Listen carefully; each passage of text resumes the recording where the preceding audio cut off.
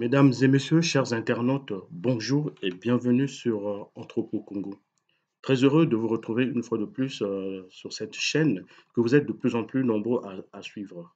Je vous en remercie et je vous exhorte et j'exhorte encore ceux qui n'ont pas encore pris leur abonnement ou qui se sont pas encore abonnés de le faire afin d'être au fait de l'actualité sur l'anthropologie des sociétés du Congo, en particulier des sociétés d'Afrique en général.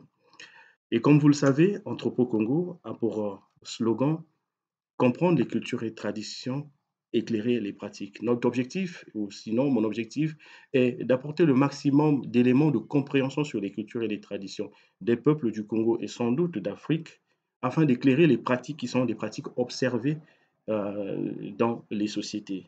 Bien entendu, nous voulons aussi avoir votre contribution à vous par rapport à ce que sont les réalités dans vos sociétés sur les thématiques que nous abordons. Et comme vous le savez, dans ma dernière vidéo, j'ai fait une conférence inaugurale sur les formes contemporaines de mariage et de liens de consanguinité à Brazzaville, en République du Congo. J'invite donc celles et ceux qui n'ont pas encore visionné ou suivi cette vidéo de le faire pour des besoins de cohérence afin d'être au fait avec la suite qui sera déroulée, notamment pour la conférence d'aujourd'hui et pour les conférences qui suivront, parce que c'est une série de conférences qui sera donnée autour de cette problématique. Pour faire suite à cette vidéo introductive, il est important de souligner avant tout qu'à Brazzaville, ces dernières décennies ont été marquées par des profonds bouleversements euh, démographiques et spatiaux provoqués par les crises multidimensionnelles que le pays a connues. Ces bouleversements ne sont pas sans compter conséquences sur les systèmes matrimoniaux et sur les liens de parenté. Avec ces bouleversements, on assiste à une reconfiguration des processus de mise en couple et de liens de parenté. Ce qui, de mon point de vue, pose la question de la définition même de la notion de mariage telle qu'elle est présentée ou telle qu'elle est souvent comprise. Aujourd'hui, par exemple, la corésidence des conjoints avant la célébration ou sans célébration de mariage apparaît comme une modalité pratique de mise en couple pour les générations actuelles, ce qui contraste fondamentalement avec la conception des anciens qui exigeaient préalablement la célébration du mariage avant la corésidence des conjoints. Et il faut savoir aussi que dans la plupart des communautés congolaises, le mariage était considéré comme l'union de quatre clans, c'est-à-dire les deux clans du conjoint et les deux clans de la conjointe.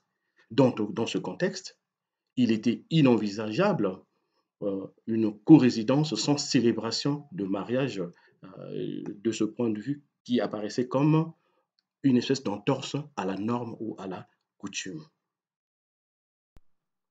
En outre, dans la conception du mariage chez les anciens, la question de la filiation des enfants nés d'une alliance était clairement posée. La parenté étant dans cette société matri ou patrilinéaire ou matri et ou patrilinéaire.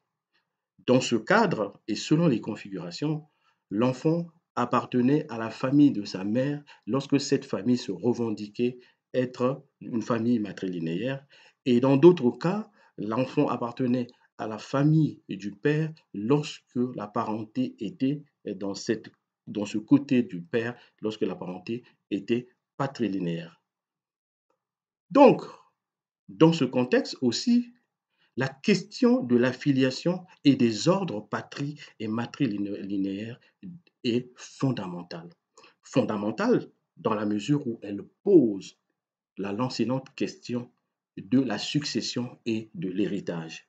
La question qui se pose dans cette configuration matrie et patrilinéaire, de qui hérite-t-on et qu'est-ce que l'enfant hérite, selon qu'il soit dans la conception matrilinéaire, selon qu'il soit neveu, qu'est-ce qu'il hérite de l'oncle maternel, parce que comme nous le verrons dans la prochaine vidéo, La question de l'héritage et la question de l'oncle ou la place de l'oncle est fondamentale dans la structure matrilinéaire. Mais avec les formes contemporaines observées aujourd'hui à Brazzaville, des formes qui sont totalement inscrites sur une dynamique autre que celle édictée par les anciens, quelle implication pour l'alliance et ce système de parenté construit sur le modèle de matrie et patrie linéaire? Il faut aussi souligner que la nucléarisation prend de plus en plus de la place comme troisième forme de parenté pour les générations actuelles notamment. Comment donc comprendre ces bouleversements? Mesdames et messieurs, chers internautes, comment donc comprendre ces bouleversements? Telle est la question qui se pose à nous et qui se pose aussi à vous. Mais pour tenter d'y répondre, il est important d'aller explorer le fonctionnement même du système matrie et patrie linéaire qui met en avant deux personnalités ou deux personnages importants qui sont l'oncle maternel et le père géniteur pour le système de parenté à matrilinéaire et l'oncle paternel et le père géniteur pour le système de parenté patrilinéaire. Nous tenterons donc dans une suite de vidéos de répondre à cette question en montrant cette configuration et les logiques et dynamiques qui participent de cette configuration.